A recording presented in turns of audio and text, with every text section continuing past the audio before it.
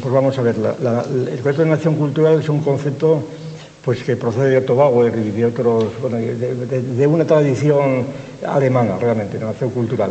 Es que tuvo mucho juego en la época en que Stalin, bueno, Lenin encomendó a Stalin un estudio sobre las naciones, sobre la cuestión nacional, famosa, ¿no? Bien, la nación cultural, entonces, tal como vamos, para decirlo rápidamente, yo creo que es una cristalización en la época de la socialdemocracia alemana y demás, ¿verdad?, de encontrar pues un acomodo de la idea de cultura que venía ya rodando desde hacía un siglo, hacia la época de Fichte, la época de Fichte sobre todo. Fichte, vamos, el inventor es Fichte. Bueno, yo creo que es precisamente Fichte y no otro, ¿no? Ni siquiera Herder. Fichte es el que interpreta ya de un modo rotundo, ¿verdad?, dentro de su sistema. Interpreta la nación cultural, la cultura, mejor dicho, la cultura, la nación no, porque estamos en lo que decía de Llana, es la cultura como la expresión del alma del pueblo, del sentido del pueblo, de la realidad del pueblo, del Volksgeist, famoso, el espíritu del pueblo, ¿no? Esa es la cultura. Es decir, lo que, en dos palabras, para que un poco los espectadores se den cuenta de por dónde va la cosa, que la cosa no es tan sencilla como parece.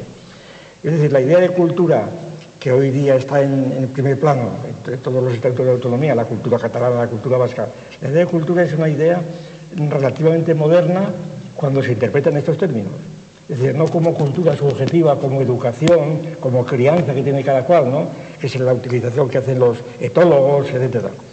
La cultura en el sentido de una entidad envolvente de los hombres, anterior a ellos, y en la cual los individuos humanos participan. En otros contextos hemos tratado de demostrar cómo esta idea de cultura relativamente moderna es una transformación o una secularización, diríamos, de la antigua idea cristiana del reino de la gracia. La gracia envuelve a los hombres, los eleva sobre su condición animal, les salva del pecado, etcétera, etcétera, ¿no? Pues la idea de la gracia va eclipsándose por razones que son obvias, pero que no vamos aquí a analizar, y entonces se transforma en la idea de cultura porque el Espíritu Santo, que era el que inspiraba la gracia santificante, se convierte en el espíritu del pueblo, y ese espíritu del pueblo sopla, y lo que sopla es la cultura del pueblo. Y entonces aquí viene la importancia de la teoría de Fichte. Entonces dice Fichte, por tanto, cuando un pueblo tiene su cultura propia, entonces este pueblo necesita un Estado. Es decir, el Estado está justificado por Fichte en función de la cultura. De manera que el Estado, y la expresión Estado de cultura es de Fichte. Es decir, el Estado ya no es Estado gendarme, ni Estado de bienestar, ni Estado de derecho, es Estado de cultura. Es la cultura lo que interesa, al margen que sea de derecho lo que fuera. Entonces, esta idea de Fichte es la que va creciendo a todo lo largo del siglo XIX, sale al público con la famosa lucha por la cultura de Kulturkampf de Bismarck, ¿verdad? Y de esta idea yo creo que procede pues esto de la nación cultural. La nación viene por otro lado, por vía francesa, ¿verdad?, como hemos dicho, el Volkstum, y luego entonces la nación cultural pues es un arreglo que encuentra pues Bauer y otros, ¿verdad?, para decir, bueno, pues hay unas naciones que son culturales, que son naciones culturales. Toda la cuestión famosa de Stalin sobre las nacionalidades en su libro. Claro, Stalin negaba que los judíos, bueno, y el propio Bauer, que era judío también, negaba que los judíos fuesen una nación, porque decía que porque no tenían las características que les asignaban. Ahora, una serie de discusiones de aquella época de los años 8 o 9 del siglo pasado. Entonces, la nación cultural, yo creo que viene después a los padres de la patria, les viene pues a través de estas obras que muchas estaban traducidas en la revista Occidente, que habían cazado uno u otro, pues allí estaba pues gentes como Fraga, Solé Turá, ¿verdad?, gente que habían leído, que eran profesores de derecho, cosas de ese tipo, ¿no?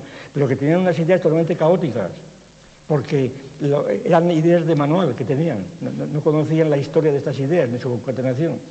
Y entonces la nación cultural pues fue un comodín muy útil para decir, bueno, somos naciones culturales, de momento no hay nada más. se reducía el folclore. Nación cultural es que tienes una lengua propia, sobre todo, que tienes pues unas costumbres, unos usos, pues que si tienes la butifarra o la gaita, lo que fuera, ¿verdad? Eso ya va conformando una especie de paisaje propio, que es lo que se ama, porque ahí está el sentimiento.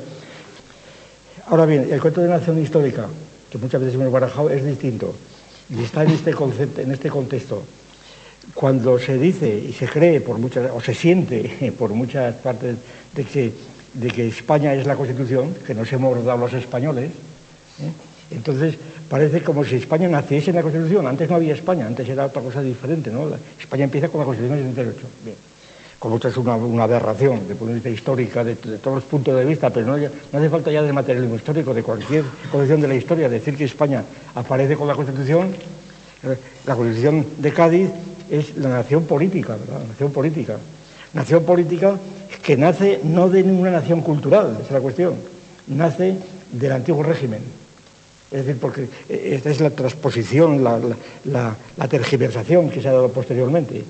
Es decir, suponer que las naciones han nacido previamente de unas naciones étnicas anteriores, cuando las naciones étnicas habían sido refundidas en los reinos del antiguo régimen, y la nación política, la que sale de la Revolución Francesa o de las Cortes de Cádiz, la nación política sale no de una nación previa cultural, sino que sale de un Estado del antiguo régimen que se destruye y se reorganiza como nación política, en donde los súbditos son ciudadanos, etcétera, etcétera. Bien. Entonces, en este contexto, pues claro, la pregunta era inmediata. ¿Pero qué pasa? ¿Que antes España no era nación? ¿Que no existía España? Claro que existía, pero no como nación política. Existía, naturalmente no va a existir. Y entonces, ¿qué es nación étnica? Entonces, bueno, es una forma de nación étnica muy particular, que es la que llamamos nación histórica. ¿Por qué? Porque efectivamente, al cabo de los siglos, claro, como las naciones de sujeto histórico, las naciones políticas y étnicas son esencialmente históricas, fuera de la historia no existen. Entonces, a lo largo de la historia se va creando dentro de la península, desde la época de los reyes asturianos hasta la época del imperio, etcétera, se va creando pues un espacio de convivencia frente a los musulmanes, en donde se va hablando de un romance que prácticamente es común a toda la península, prácticamente es común, pero en el siglo XIV y XV luego se hace ya prácticamente hegemónico, la prueba está en la literatura, seguirán las hablas particulares de cada cual, pero la lengua culta y diplomática y política es la lengua, un romance castellano, que aparece claramente ya pues, en el Quijote, etcétera, y en otros muchos. Bien, entonces esta nación, que se va, y sobre todo con los reyes católicos, ya la cosa es clarísima, se va creando una nación que no es nación política, porque la soberanía sigue funcionando en el antiguo régimen, son los reinos, ¿verdad? Pero esa nación, que es una nación étnica, pero que se superpone en extensión prácticamente a un Estado, al Estado de los Austrias o de los Borbones, se superpone, ese concepto de nación está funcionando ya de un modo muy ambiguo. Por ejemplo, yo cito muchas veces a Don Quijote, cuando el bachiller Carrasco le dice a Don Quijote: vos sois pues alma y espejo de la nación española. Ahí está documentado. En el siglo XVI, nación española. Claro. Es decir, cuando no se habla de nación catalana, nación española. ¿Es una nación que es étnica? Pues sí, es una nación étnica en el sentido muy amplio, pero ya muy desarrollada, porque prácticamente se superpone con la nación política. Cuando, por ejemplo, otro caso que yo creo muy, muy importante, bueno, dejando de lado pues el conde Duque de Olivares y demás, bien, cuando el famoso acto de sucesión de Carlos II, cuando en Versalles está Luis XIV con Felipe V, que es el nieto de Luis XIV, y cuando dice él, o Castel dos Ríos, el embajador de España, dice: qué gozo, ya no hay Pirineos, franceses y españoles formamos una sola nación. ¿De qué nación se habla ahí? De nación política no, porque allí sigue siendo el rey de Francia y el rey de España, ¿no? De nación cultural, pues ahí es casi de nación biológica, ahí es el abuelo y el nieto, ¿verdad? Aquí formamos una nación, aquí hay una nación biológica que está en primer plano, ¿no? Así, estamos todos conchados aquí, somos todos de la